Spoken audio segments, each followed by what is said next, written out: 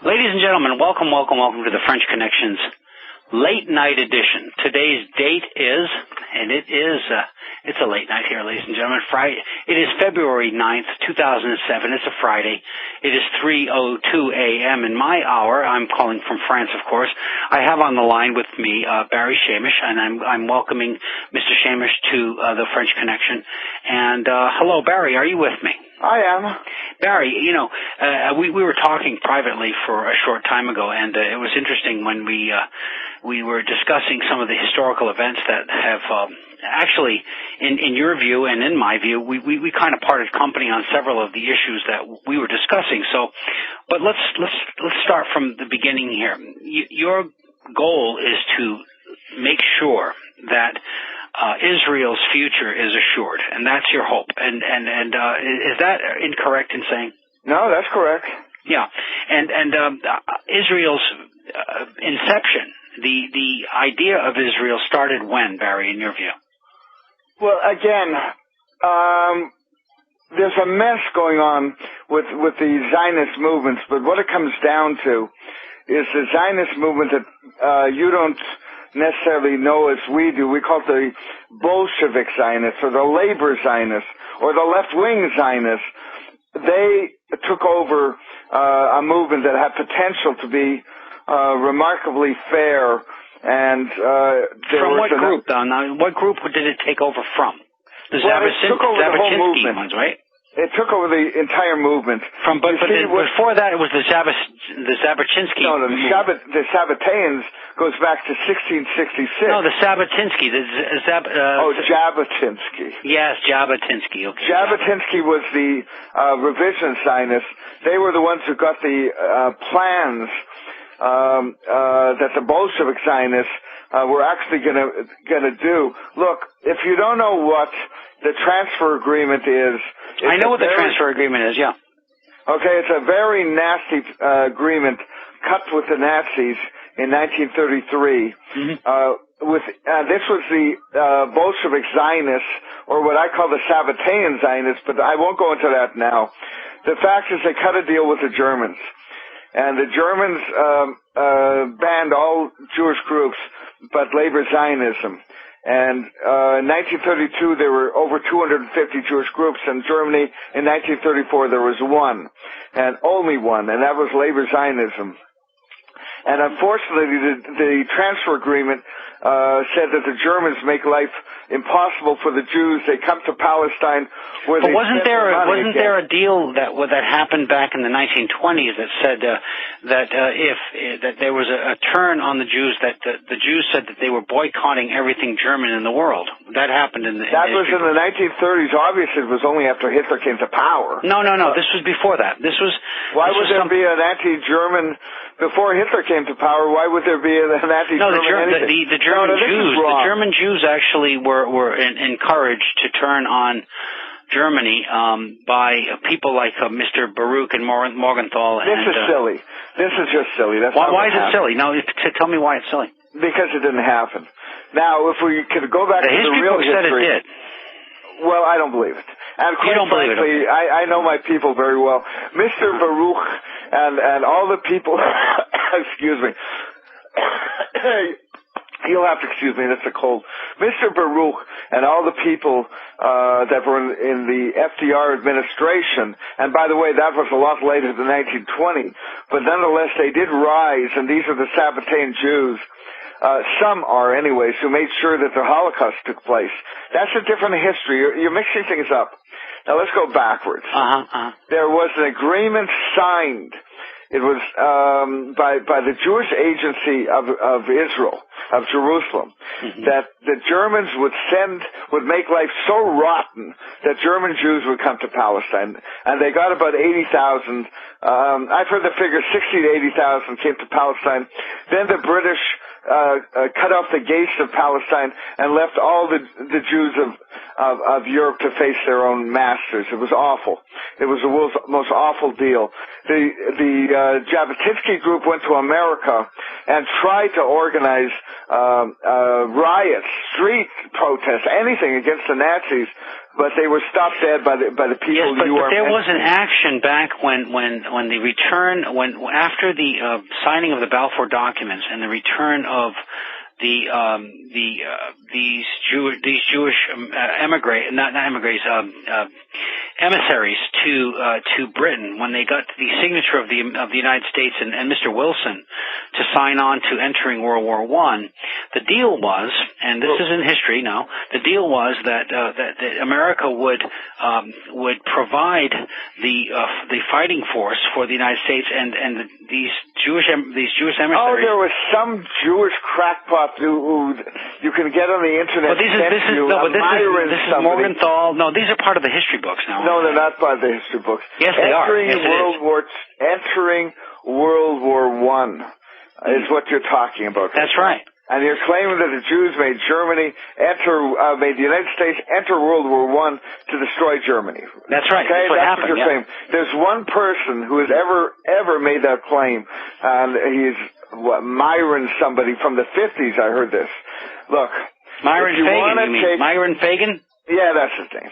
And it's the only time I've ever heard that claim. Now, well, it's actually written in history books. I'll give you a real history. No, but it's actually in the history books. I read this. Yeah, you just turn up, Morgenstern. I don't even know who he Morgenthau. was. Morgenthau.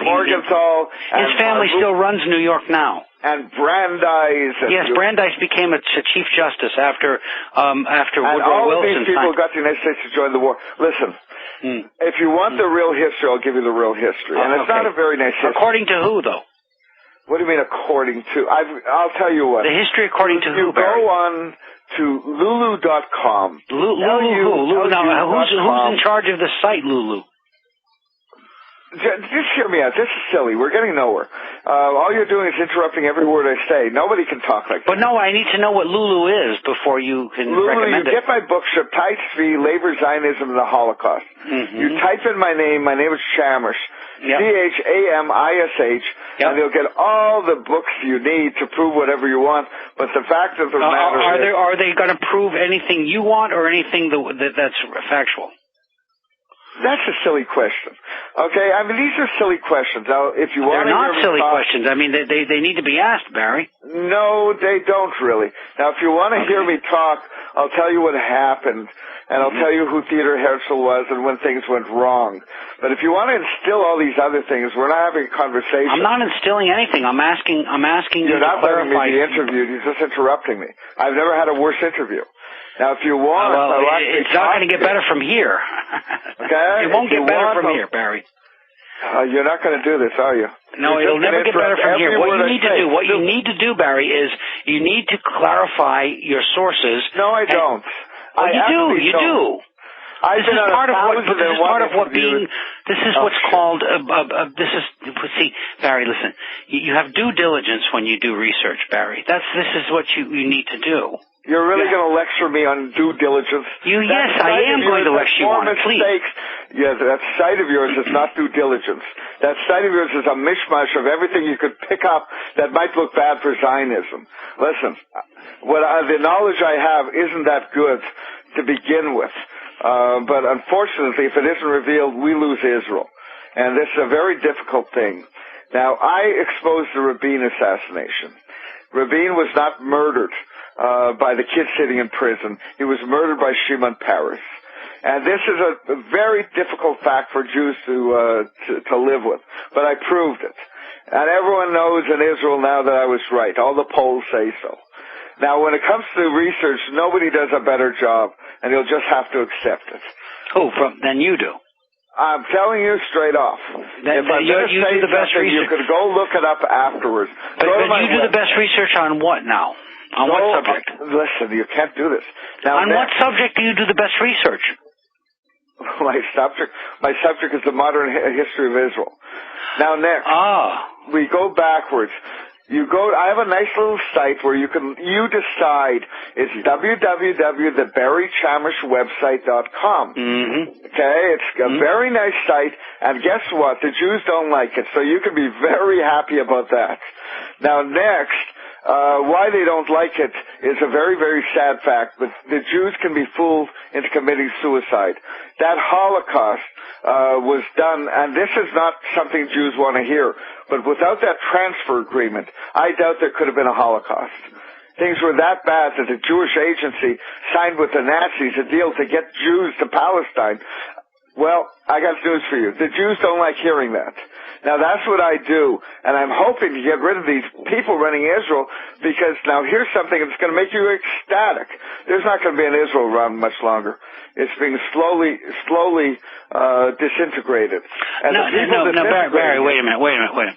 You see, you are mixing your own ideas about me and into your own rhetoric here. And that's certainly not fair. So what you really need to do is understand that I don't give a rat's patootie about whether you're Jewish or you're from Mars. The simple fact of the matter is, Barry, and whether you have a squeaky voice. How did you know I was from Mars? You know, obviously you sometimes you discuss things as though you were, but you must understand. No, I don't.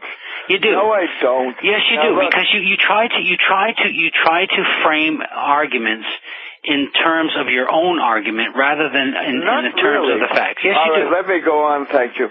Now, next. You see, this is exactly what I'm talking about. This is silly. It's not a radio interview. It's whatever it is. It's not a radio interview. Well, what is it? Now, next, we go backwards. I'm going to try and instill some history, whether it's appreciated. There was a major meeting in Jerusalem in 1898. And that meeting... Yeah, but what happened before that? Let's go before that. What happened in Bal, Switzerland? I want to talk about 1898. I don't want to talk about before that. But you can't say that unless you know what happened in Switzerland before that. Because it's moot in its importance unless you say that Theodore Herzl... You don't know what went on in 1896 when Kaiser Wilhelm and Theodore Herzl met in Constantinople. Listen, stop this. Stop this. This is stupid. I'm trying to make a point. All you do is interrupt. I mean, that's all you're doing so far. Now, no, because you're not flowing here. Go ahead. Go ahead, Barry. Thank you. In 1896, Kaiser Wilhelm and Theodor Herzl, father of Zionism, met in Constantinople. We don't know what was agreed to, but we know this. Kaiser Wilhelm came to Jerusalem in 1898. People didn't come to Jerusalem in 1898. There were no roads. There were bandits. It was dangerous. It wasn't a hospitable population. But Kaiser Wilhelm went there, and he consecrated 3 churches. The very, very important church was the Dormition Abbey. That is more than modeled after Charlemagne's very first cathedral in the city of Aachen. Now, this is German control over Jerusalem. They built it on the highest mountain in Jerusalem, Mount Zion. This is now an issue in Israel where the Germans, of course, want Mount Zion back, and the Vatican is backing them. Nonetheless, there was someone else at that meeting, and this was the most important thing that happened, maybe to the world if it were understood. That someone else was Theodor Herzl. He also trekked up to Jerusalem without its roads and with its bandits to meet Kaiser Wilhelm. Now, you go into your internet. I know you love to do this. Why not? You look up Kaiser Wilhelm, Theodor Herzl, Jerusalem, 1898, and you'll find, repeated over and over again, that Kaiser Wilhelm rebuffed Herzl. Now, rebuffing could only mean one thing. Herzl wanted a state, and the Germans said no to him. And the reason why is because the Germans had to make war to get that state. They weren't prepared to do so, and they made an alliance with the Turks. Herzl returned to England, and he turned to the English. He said, we can't do it anymore. The German-Turkish alliance is too strong. Why would they be making a state out of an area That goes back to something that I haven't touched on. Okay, that's called the Sabbatean notion there's a very bad side of Judaism in that we've been infiltrated. Judaism... That's Sabbatai Z, right? Shabtai Tzvi. Yes, and he ended up renouncing Judaism and becoming a Muslim because he was under threat of death. Yes. In front of the Ottoman king, or the Ottoman caliph. Yes, the Sultan, and in fact, but what he ended up doing was having his followers infiltrate the Ottoman Empire and become what we now know today as the New Turks or the Young Turks. And those Young Turks took over the country, and they still hold sway to this day. That happened again from the meeting in Jerusalem. Oh, it did, but you don't deny that Turkey today is still held by and large by the Young Turks. I have no problem with that. Yes, so the Jews are still running Turkey. Well, they are Muslims. They're in fact Sabbateans. No, they're not. Because they're just like the Marranos of southern America. They've been mixed so many times over and over again. They're not Jews even genetically, basically. What you've got are Sabbateans. Now, the Sabbateans started in 1666 when Shabtai Tzvi declared a new Messiah had arrived, him. And he used these biblical dates, June 18, 1666, which leads me to believe that only the Vatican had the power and influence to spread his name worldwide, and also use these Christian imagery for his Messiah, for the new Messiah. So it's the Vatican that did that? Pardon me? It's the Vatican that took over Turkey. There's a combination here, and I'll get to that. And I will get to that logically. The Sabbateans, you're right, most of Judaism don't forget, more than half the Jews of the world accepted him as the new Messiah, and his tenets call for the opposite of the Torah being true. That is, do not kill became kill, if you can believe this. And the early Zionists, the labor Zionists, the Bolshevik Zionists to Israel had just a ball with wife swapping and all kinds of Sabbatean tenets. That's what these German Jews were turned into. Now, the other side of it was... I thought that was Talmudic. I thought that was from the Talmudic. And it's not Talmudic. What I'm just describing, it's the last thing from Talmudic. It's the opposite of the Talmud. Oh, now, okay. What you've got right now is a Shabtai Tzvi who is being forced by the Sultan of Turkey to accept Islam, or he's going to be beheaded. He decides to accept Islam, but one cult, the Donme, decided that was a secret message from Shabtai Tzvi that we must convert. So they started converting to Islam, and now I'm jumping way ahead because then came in Europe Jacob Frank, who was the Sabbatean from... I'm not going to jump ahead. I'm going to tell you. Jacob Frank in 1785 was the Sabbatean from Poland. He was converting Jews by the thousands into Catholicism. They became spies all over Europe. Well, he had a meeting finally in Frankfurt, Germany, which is the capital of conspiracy, at the home of Mayor Amschel Rothschild. Now, another member was at that meeting, but he wasn't... Well, he was Adam Weishaupt, who was the Jesuit chief of the Illuminati. Now, the Illuminati was a real organization. What I understand, see, wait, I'm going to interject here for a moment. What I understand from what my research shows me was that the Illuminati was formed in the opposite direction, because Weishaupt on his own had no financial strength, but the monies that came from the Rothschild fortune in the other direction. That was afterwards. Don't mix it up again. Okay, backwards. Don't mix it up. The Illuminati had one purpose, that was to destroy the Protestant Reformation. The Pope was going crazy. It was spreading everywhere. That was what the Illuminati was going to do, go into the Protestant nations and absolutely destroy their structures. Family, patriotism, nationalism, religion, everything that kept these countries together were going to be under attack. That is the Illuminati. Now, there was a meeting between Jacob Frank, who is the new Messiah of the Jews, the European Shabtai Tzvi. He believes that the real Messiah is Shabtai Tzvi. Now, somehow or another, Adam Weishaupt got along with this guy enough. They both turned to Mayor Amschel Rothschild and offered themselves as spies. Now, Rothschild did not want anything more than control of the world's money. He was a visionary. He saw a way with enough spies entering the courts of Europe that he could get advance information and get money. That's what he was interested in. To be to get his way, Rothschild accepted the Sabbateanism business, and he also accepted the Illuminati business. This is the conspiracy that literally controls the world and has been for almost 250 years. Now, we're talking about a Catholic Jewish conspiracy, if you want to look at it that way. But the fact is that Jacob Frankus were not Jews by them. They were now converting quite openly to Catholicism, and they had abandoned Judaism.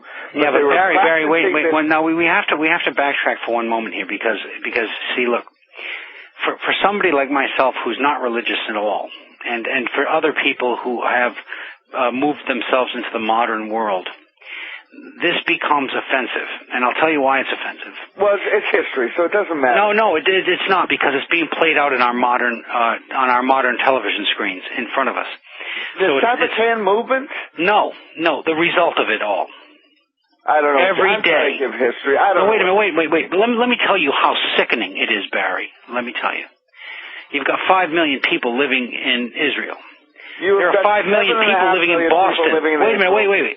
There are 5 million people. Wait, Barry, you have to. Jews. I gave you a chance to speak, so let me speak, please. You have 7.9 million people living in Israel, of which 6 million approximately are Jews. Okay, so you got 6 million Jews living in Israel. In metropolitan Boston, you have the same number. And Israel is on the front page of everybody's newspaper every day. Get it off. Who wants it there? I don't want it there, and I'm sick of it. I don't want it there. And then wait a minute. But wait. Not only are we having to read this stuff that goes on there, we're having to finance it. We're sending our money there. Don't send your money. Who's asking for it? Well, wait. I'm not asking for it. So, but the APEC is stealing it from my country. What? So wait a minute. Wait.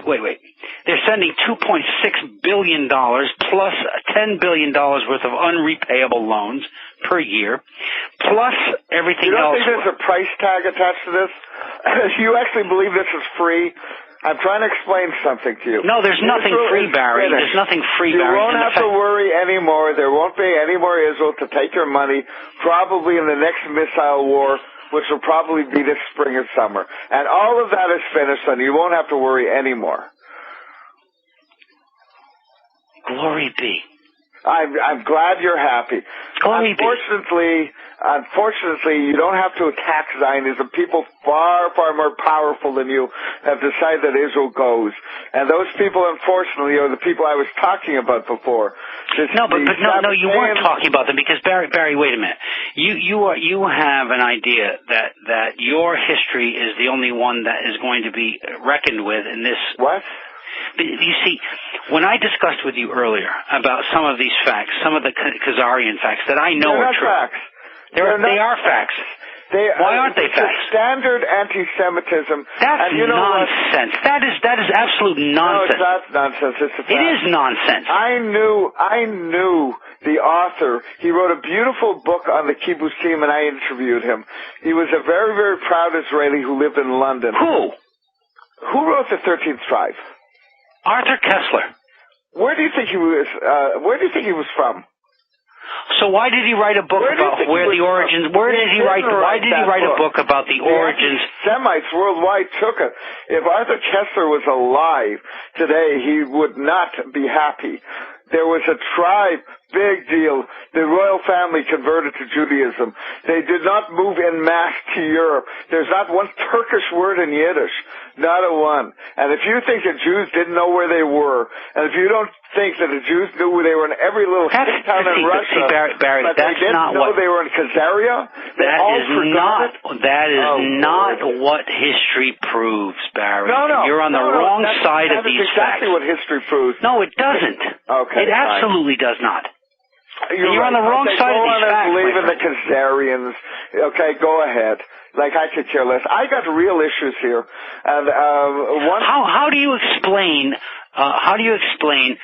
Max Warburg spending his entire multi-billion-dollar fortune on the buildup of German factories before World War II? If he in fact did that, he did do that. I have proof of that. There was Warburg involvement from the Sabbatean side, and it's all over again. But you're not hearing this out. The Rothschilds were promoting a very different agenda, and you keep talking like Warburg was a Jew when he wasn't. He's Jewish. Yeah, look at his sons and daughters. Find out how many Jews are there. They're all Jews now, just like the Schiff family. No, the Schiff family are not Jews anymore. Well, one Schiff's grandson is married to Al Gore. Now listen, either you hear this out, I mean, this is ridiculous. John Jacob Schiff has a grandson married to Al Gore's daughter. Yeah, he's real Jewish. What does that have to do with anything? He's not Jewish. They let it slip. They believe in this Sabbateanism, and we're talking two different languages here. Listen, if you want to attack Jews, you have to look at this business with the Sabbateans. Now, let me explain once again who is going to destroy modern Israel. One is the Vatican Illuminati Jesuit gang, and the second are the Sabbateans, and that's the Council on Foreign Relations. Now, if you must know how it works, what happens very often with the CFR is they promote someone to be like vice president or president, and someone does research on him. And lo and behold, what do we discover? John Kerry, his father's a Jew, and he didn't know it. And Madeleine Albright didn't know that she was raised by her Jewish family. And Hillary Clinton's grandmother was Jewish? She didn't say that. Don't interrupt when it's not right. She said that. It's not right to say that. It's irrelevant right now. But she said it in front of a Jewish crowd in Israel. Shit. It was reported on her over and over. That was totally irrelevant.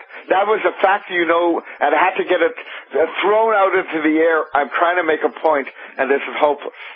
When the CFR's membership often are exposed to high rank, like Wesley Clark discovers that his father and his grandfather, they're all Jewish. The fact is there's a great deal of intermarriage in the CFR, and this is where the Council on Foreign Relations is a Sabbatean tool. The same people who have been running this planet and sending it to war are at it again, and they've decided that Israel goes. And if you think that the Holocaust of the Jews in the 40s could be any different than what's coming up now, you're wrong. We have got infiltration from within. The Jews are infiltrated. Their worst enemies in Israel are not the Arabs. The Arabs are too dumb to do anything serious. We're talking about Shimon Peres. We're talking about Yossi Beilin. You're talking about people who can destroy the country, give it to the Vatican, and that's what they're doing. The Vatican now? Now, who in the Vatican is doing this? What have I been saying all this time? Who in the Vatican is doing this? Jerusalem. Who in the Vatican is doing this? Give me a name. Charlemagne. Charlemagne is about 600 years ago. It doesn't matter. You're talking about the German. You're talking about the Empire, the Holy Roman Empire. Barry, wait a minute. Who in the modern era is doing this? Kaiser Wilhelm, who put up the church. Kaiser Wilhelm died 100 years ago. Who in the modern era is doing this? Are you absolutely out of your mind? What do you think President Katsav went to the Rome last year for? Then give me a name of one of the people involved. And you stop me again. One name. Why do you do that? Give me a name. I tried to give you the names, and there you go, blocking it again. No, go ahead. Now you be quiet for a while. This is stupid. Okay? President Katsav went to Germany, went to the Vatican last year to negotiate the end of Israeli hegemony on Mount Zion. The issue in Israel won't go away. The Vatican want Mount Zion. They want the room where they think that the Christ had his Last Supper, and they want it fast. Katsav said no. Katsav is now being investigated on rape charges. So Ehud Olmert went to the Vatican not a month and a half ago, and he was told outright, we want that or you're going to become Katsav. And I got news for you. He is becoming Katsav. No, wait. I'm still asking you for some names of I can give you 50 names of Zionist Jews killing us. Benedict XVI is a name. Pope one name. XVI is a German pope. It's a name. Who? Katsav is a name. Peres is a name, and Olmert is a name. These are all names. But those are Jews. I want to know in the Catholic Church who's doing it. Pope Benedict isn't a Jew. Who's doing this now? You think Pope Benedict? I just said for the 18th. Barry, who in the world right now is doing this? Who? You really think that this is rational conversation? But Barry, you're not telling me. Seriously. Barry, you're not. Rational that I have to interrupt you every 2 seconds. Yes, you are interrupting me. I'm asking you a simple question. I said the name. I gave you a name. No, I'm asking you someone alive, someone breathing today. You know what? This is stupid. Let's just end this conversation. Barry, you know something, Barry? I have never been in a conversation with somebody who's so obfuscating in my whole life. Okay, fair enough. Do this. If you think Pope Benedict XVI is, in fact... Pope Benedict's dead! That's fine. He's dead! Fine. All right, that's fair enough. Pope Benedict is dead! Pope Benedict is the Pope of Rome. Listen, I'm going to say it again. Pope Benedict XVI is the Pope of Rome, and he's alive. This is stupid already. Oh, no, this Jewish... The guy that was raised Jewish, this Jewish Pope. Benedict XVI is the Pope of Rome now. Yes, and he's Jewish. He's Jewish. Barry.